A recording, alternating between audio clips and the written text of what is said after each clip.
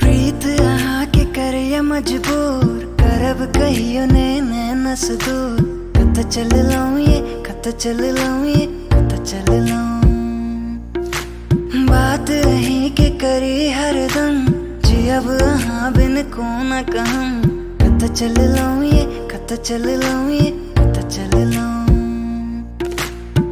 खेलों को न जादू ये सच में भोगेलों पे काबू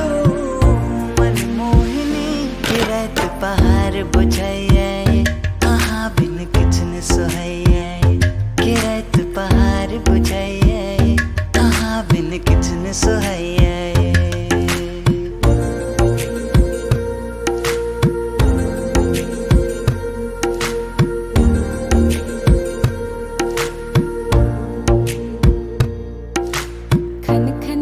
खन कहिए हाथक देखू ने कंगना कोयली सब दिन होइत पराते कुह कहिए अंगना हंस हंस चूड़ी बहुत खिजावे चुनरी लहर बस आहे के बजावे खेलों को न जादू ये सच में भोगेलों पे काबू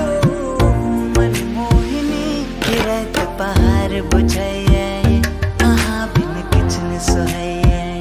गिरत पहाड़ बुझाइए कहाँ बिन किचन सोहाइए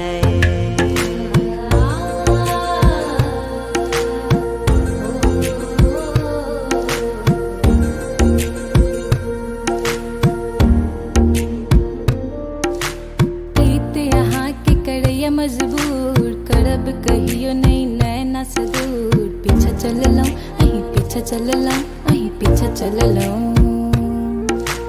बात रही के करी हरदम जी अब हाँ बिन को न कहूं कत चल लाऊं ये कत चल लाऊं ये कत चल लाऊं